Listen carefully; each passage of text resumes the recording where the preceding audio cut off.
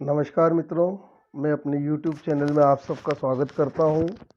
आज हम बात करेंगे लाल किताब के मसुनई ग्रह, मतलब दो ग्रह मिलकर तीसरे ग्रह का फल देते हैं। इसे लाल किताब में मसुनई ग्रह बोला गया है या मिश्रित ग्रह। उदाहरण के लिए सूर्य और चंद्रमा मिलकर बनते हैं केतु।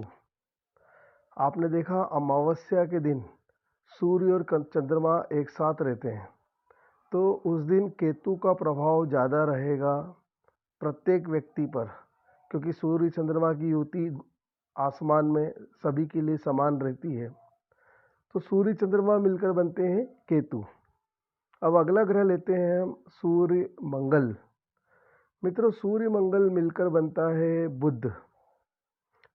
सूर्य से पिताजी देखते हैं, मंगल से रौबदार आवाज़ देखते हैं, तो पिताजी के स्वभाव में गुस्सा, अकड़ और रौबदार आवाज़ रहेगी और संभवतः पिता के पास एक ज़मीन भी हो सकती है, क्योंकि जैसा कि आप जानते हैं मंगल ज़मीन का कारक ग्रह है। इसके बाद हम लेते हैं सूर्य और बुध। मित्रों, सूर्य बुध मिलकर बनते हैं मंगल। ऐसे व्यक्ति को सरकारी नौकरी आसानी से मिल जाती है। अधिकतर सरकारी नौकरी वालों की पत्रिका में आप सूर्य बुध की युति देखेंगे।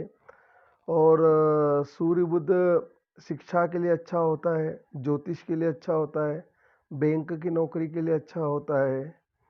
बैंक की नौकरी वालों की पत्रिका में आप सूर्य बुध की युति 100% देखेंगे। और जो शेयर बाजार का काम करते हैं उनकी पत्रिका में भी सूर्य बुध एक साथ बैठे होते हैं। परंतु जैसा कि आप जानते हैं शेयर बाजार में बहुत उतार चढ़ाव है, तो हम उसकी बात नहीं करेंगे। अब अगला ग्रह होता है सूर्य प्लस गुरु। यह जो कॉम्बिनेशन है सूर्य गुरु, ये मिलकर शुक्र बनते हैं। मतलब व्यक्ति को फल शुक्र का मिलेगा यदि पत्रिका में सूर्य गुरु एक साथ बैठे हैं जिस भाव में, तो यह समझना चाहिए कि वहाँ पर एक शुक्र बैठा हुआ है। अगला कॉम्बिनेशन सूर्य प्लस शुक्र। सूर्य प्लस शुक्र मिलकर गुरु बनता है। ऐसा व्यक्ति अधिकतर खाना खाते वक्त अपने कपड़ों पर भोजन गिरा देता है या प्लेट से बाहर गिराता है, क्योंकि सूर्य शुक्र शत्रु हैं और शुक्र जो होता है वो कपड़े होता है और सूर्य सम्मान होता है। लेकिन चूंकि शत्रु कॉम्बिनेशन है तो कपड़े से अपमान होगा, तो कपड़े पे व्यक्ति खाना खाते वक्त खाना गिरा देता है। तो अब हमारा अगला कॉम्बिनेशन है सूर्य प्लस शनि, नीच का राहु। सूर्य प्लस शनि मिलकर नीच का राहु बन जाते हैं। मतलब व्यक्ति का राहु खराब फल देता है कहीं पर भी बैठा हो कुंडली में।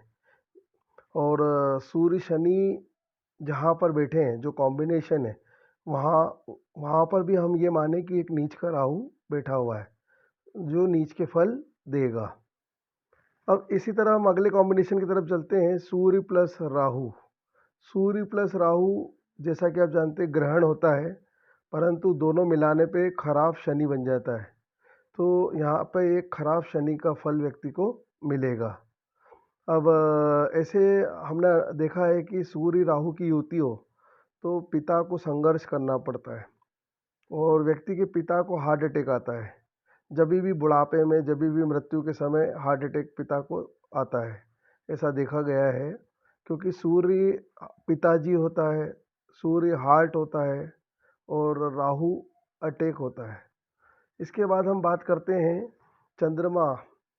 अब चंद्रमा की अन्य ग्रहों से युतियाँ। चंद्रमा और सूर्य मिलकर हम पहले ही डिस्कस कर चुके हैं, क्योंकि सूर्य चंद्रमा या चंद्र सूर्य एक ही बात है।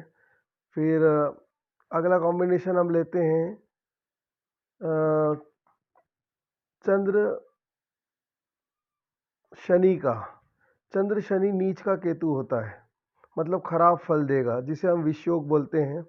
ऐसे व्यक्ति की शादी 28वें साल में या 28वें साल के बाद होती है और ऐसा व्यक्ति के घर में नल में से एक पानी टपकते रहता है, एक कम से कम एक नल में से पानी टपकता रहेगा। और ऐसे व्यक्ति के घर में दीवार में दरार दिखेगी आपको। ऐसा व्यक्ति रात को बहुत देर से सोता है उसके जीवन में भटकाव रहता है, अनिर्णय रहता है, मतलब व्यक्ति निर्णय नहीं ले पाता है, उसको बुरा बहुत जल्दी लग जाता है और बदला लेने की भावना रहती है। ऐसा क्यों होता है? क्योंकि चंद्र शनि मिलकर नीच का केतु बन जाते हैं। ऐसे व्यक्ति को अर्धनारीश्वर भगवान की पूजा करनी चाहिए, मतलब शिव और पार्वती का जो संयुक्त रूप है जिसे हम अर्धनारीश्वर बोलते हैं। अब अगला कॉम्बिनेशन लेते हैं मित्रों,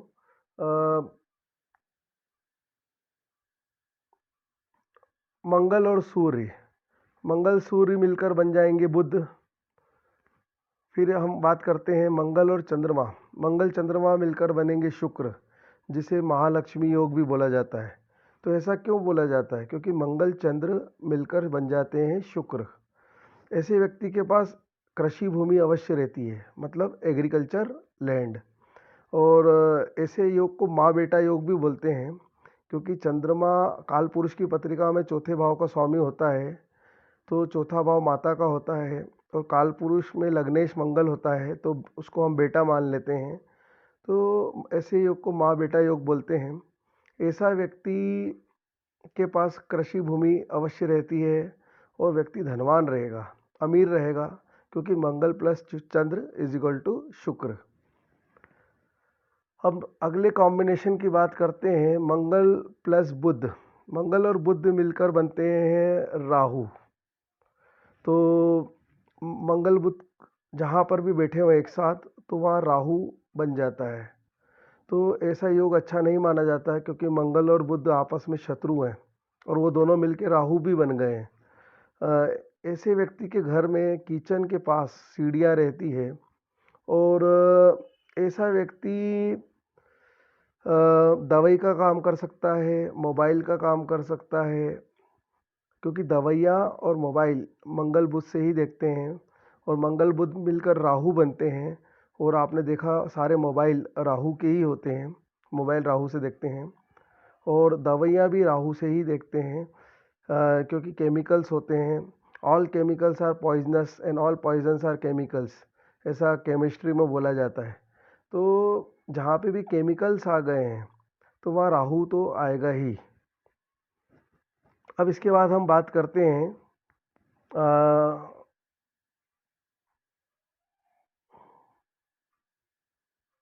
मंगल और शुक्र। मंगल और शुक्र मिलकर चंद्रमा बन जाते हैं। मंगल शुक्र लव मैरिज का योग बनाते हैं। ऐसा व्यक्ति प्यार के प्रति बहुत भावुक रहता है, क्योंकि चंद्रमा भावुकता का कारक है, और मंगल से नाड़ी ज्योतिष में पति देखते हैं, शुक्र से पत्नी देखते हैं, तो ये पति पत्नी योग भी होता है। जिसकी पत्रिका में मंगल शुक्र हो, जेंट्स की पत्रिका में उसकी लव मैरिज के योग बहुत ज़्यादा पॉसिबल रहते हैं। और कुंडली में जिस भाव में मंगल शुक्र बैठे, उस भाव से संबंधित व्यक्ति की लव मैरिज अवश्य होती है, या उसके वहाँ लव मैरिज होती है। उदाहरण के लिए छठे भाव में मंगल शुक्र बैठे, तो मामा की लव मैरिज होगी या मामा के यहाँ लव मैरिज होगी, दोनों में से एक बात कंफर्म निकलेगी। तो मंगल और शुक्र मिलकर बनते हैं चंद्रमा। अब अगला कॉम्बिनेशन लेते हैं मंगल और शनि। मंगल शनि मिलकर बनते हैं उच्च का राहु। यह बहुत बढ़िया होता है। अधिकांश अमीर लोगों की पत्रिका में, बिल्डर कॉलोनाइजर की पत्रिका में आप मंगल शनि एक साथ बैठे हुए मिलेंगे, क्योंकि मंगल शनि मंगल होता है ज़मीन, और राहु ये शनि होता है मकान। तो ज़मीन और मकान के बहुत अच्छे योग बनते हैं, और मंगल शनि मिलकर उच्च का राहु बन जाते हैं। तो राहु जो है वो खजानों का मालिक है, तो व्यक्ति को प्रॉपर्टी के रूप में बहुत खजाना देता है। तो ऐसा व्यक्ति बिल्डर हो सकता है, कॉलोनाइजर हो सकता है। और पुलिस वालों की पत्रिका में भी मंगल शनि एक साथ बैठे हुए मिलेंगे, क्योंकि मंगल शनि मिलकर राहु बन जाते हैं, तो राहु से ही पुलिस भी देखते हैं ज्योतिष के अंदर। ऐसे व्यक्ति को फैक्ट्री का योग रहता है, मतलब फैक्ट्री चालू कर सकता है, कृषि, ट्रांसपोर्ट, प्रॉपर्टी, मशीन, ऐसी चीज़ों से बहुत लाभ मिलता है। तो मित्रों, मैंने एक बात देखी कि मंगल और शनि अगर एक साथ बैठे हैं, तो ज्योतिष में ऐसा बोलेंगे शत्रु ग्रह बैठ गए, लेकिन इनका कॉम्बिनेशन उच्च का राहु बनता है, और राहु जब उच्च का हो जाए तो वो बहुत कुछ दे देता है। तो ऐसा व्यक्ति प्रॉपर्टी से बहुत अमीर बनाता है। व्यक्ति का मकान भी बड़ा रहेगा, उसके पास प्रॉपर्टी भी अच्छी रहेगी।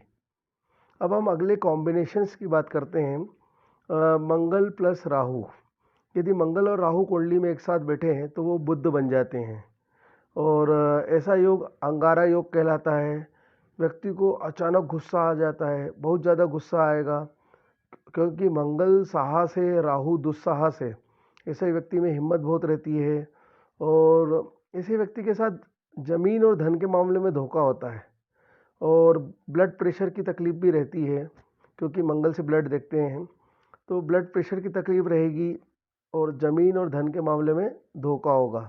ऐसे व्यक्ति को ज़मीन और धन के मामले में किसी पर भी विश्वास नहीं करना चाहिए। अब अगला कॉम्बिनेशन है हमारे पास। अगला कॉम्बिनेशन है बुध प्लस सूर्य। बुध सूर्य मंगल का फल देते हैं। बुध सूर्य आपने देखा बुधादित्य योग बन जाता है। और हम आगे बात कर चुके हैं सूर्य बुध की।